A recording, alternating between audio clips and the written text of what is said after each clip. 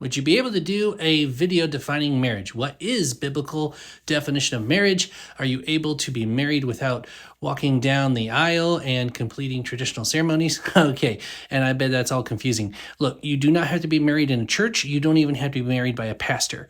Marriage is a promise between two people. It's a very serious promise, but it's still basically a promise.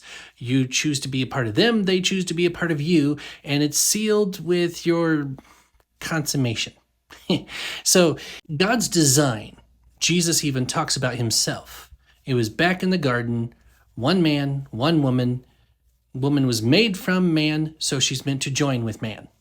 Now, I know a lot of you might not like that. If you're unhappy with the design, you can take it up with the designer.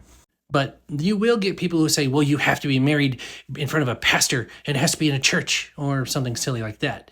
The problem is that Scripture does not at all say that. God acknowledges the marriages of people outside of his covenants.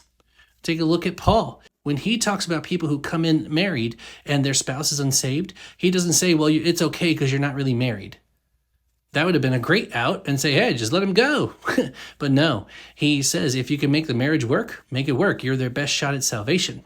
So God recognizes the marriage because there was a promise made.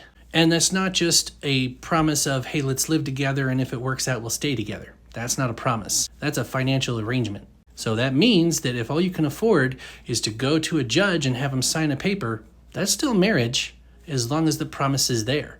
As long as you verbally are making that promises heartfeltly to each other.